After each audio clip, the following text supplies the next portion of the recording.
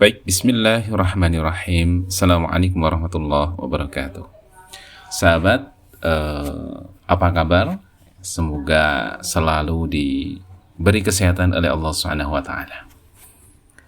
Dalam live kita kali ini kita akan mencoba memulai obrolan singkat tentang literasi Islam, di mana kita akan membahas tentang hakikat hidup adalah sebuah petualangan atau perjuangan. Al-hayatu huwal jihadu. Hidup itu adalah sebuah perjuangan. Hidup adalah sebuah petualangan. Ketika kita memulai perjalanan ini dengan bekal iman yang kuat, setiap rintangan hanyalah batu loncatan untuk menuju kesempurnaan. Hati yang lapang akan menjadikan setiap cobaan sebagai anugerah. Namun tanpa landasan iman, hidup bagaikan kapal tanpa kompas, terombang-ambing oleh gelombang masalah.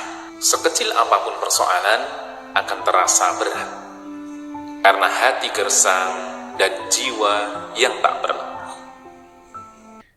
Berkaitan dengan kalimat ini, kita akan mencoba membahas secara komprehensif makna daripada hidup adalah sebuah petualangan. Ada sebuah ungkapan, al-hayatu huwal jihadu, bahwa hidup adalah perjuangan. Nah, pentingnya kita menyertakan keimanan dalam kehidupan kita. Maka kita akan membahas tentang iman dan pengertiannya. Iman dalam Islam didefinisikan sebagai keyakinan hati yang kuat terhadap keberadaan Allah, kebenaran wahyu, serta segala hal yang diajarkan melalui Al-Quran dan Sunnah Nabi Muhammad SAW. Nah, iman menjadi dasar dalam kehidupan beragama, menggerakkan amal dan menentukan sikap manusia terhadap kehidupan. Fungsi iman bagi manusia pertama sebagai way of life, sebagai pedoman hidup. Iman memberikan arah dan tujuan hidup manusia, membantu membedakan yang benar dari yang salah. Yang kedua, menumbuhkan ketenangan dan kepercayaan diri, di mana keimanan ini dapat menguatkan jiwa manusia dalam menghadapi berbagai cobaan atau persoalan hidup. Kemudian yang ketiga, motivasi beramal saleh. Iman mendorong manusia untuk berbuat kebaikan dan menjauhi dosa. Adapun jenis-jenis iman, kita bisa memahami.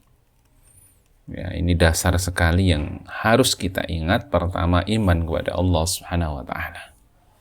Ini berkaitan dengan tauhid, mengesahkan Allah Subhanahu wa taala. Keyakinan kepada keesaan Allah. Yang kedua, iman kepada Rasul. Kita harus meyakini kebenaran Nabi Muhammad SAW sebagai utusan Allah, dan juga Rasul-Rasul yang merupakan utusan Allah dalam mensyiarkan agama tauhid ini.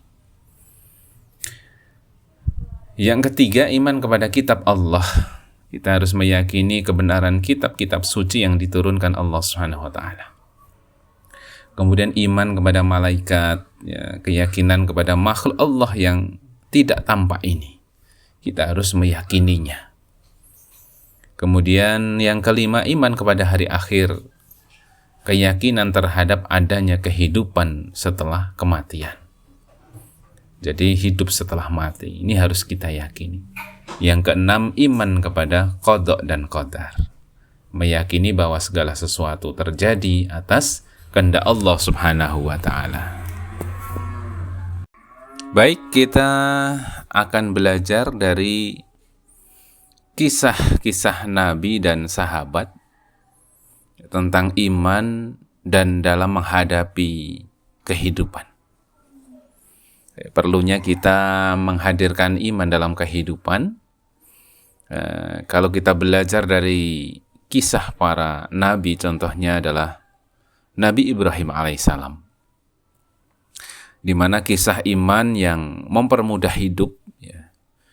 Ketika Nabi Ibrahim alaihissalam, ya, diperintah Allah untuk menyembelih putra tercintanya Ismail, ya, sebagai ujian keimanan, beliau menerima perintah itu dengan keyakinan penuh. Nabi Ismail pun menunjukkan keimanannya dengan bersedia menjalani perintah Allah tanpa ragu. Hasilnya Allah menggantikan Ismail dengan seekor domba, dan peristiwa ini menjadi pengingat bahwa dengan iman, kesulitan sebesar apapun dapat diatasi dengan ketenangan hati dan pertolongan Allah Subhanahu wa taala. Dalam hal ini diabadikan dalam Al-Quran surah As-Saffat, ya, ayat 104 sampai 105, yang artinya, hai Ibrahim, sesungguhnya kamu telah membenarkan mimpi itu. Sejujurnya demikianlah kami memberikan balasan kepada orang-orang yang berbuat baik. Selanjutnya kisah sahabat, ya, Bilal bin Rabah dan keteguhan iman. Bilal bin Rabah adalah seorang budak yang masuk Islam di Makkah. Ketika majikannya menyiksanya dengan meninggalkan Islam, Bilal tetap, ya, bertahan dengan iman yang kokoh sambil terus mengucapkan Ahad, Ahad, atau Allah yang Maha Esa. Keimanan yang kuat ini membuat dia mampu menjalani pengalaman di penjara dan akhirnya dibebaskan oleh Abu Bakar Asy-Syiddiq, ya, dengan iman. Ya. Ia tidak hanya selamat dari penderitaan atau siksaan, tetapi juga menjadi salah satu tokoh penting dalam sejarah Islam yang menjadi keteladanan umat saat ini. Kemudian orang yang hidup tanpa iman, kita bisa melihat Qarun, ya, yang tersesat oleh hartanya. Qarun adalah seorang kaya raya pada masa Nabi Musa alaihi salam. Namun karena kekurangan iman, ya, ia merasa semua kekayaannya adalah hasil dari usahanya sendiri dan enggan bersyukur kepada Allah. Nah, kesombongannya ini membuatnya kehilangan arah. Akhirnya ia ditelan oleh bumi bersama harta kekayaannya. Dan ini dijelaskan di dalam Al-Quran surah Al-Qasas, ya, ayat 81. Maka kami benamkan Qarun beserta rumahnya ke dalam bumi, maka tidak ada suatu golongan pun yang menolongnya selain Allah, dan ia tidak termasuk orang-orang yang dapat membela diri. Ya. Hikmah dari kisah-kisah ini yang pertama adalah dengan iman, ya, sekali lagi, ya, dengan iman, keteguhan hati memudahkan manusia menghadapi ujian karena mereka yakin adanya hikmah di balik musibah. Kemudian yang kedua, tanpa iman, ya, hidup kehilangan arah, sehingga segala yang dimiliki tidak membawa ketenangan, bahkan dapat menjadi sumber kehancuran. Wallahu a'lam bishawab. Kita akan sambung kajian ini pada pertemuan berikutnya. Semoga kita selalu diberi kesehatan, diberi kekuatan iman oleh Allah Subhanahu wa ta'ala. Wassalamualaikum warahmatullahi wabarakatuh.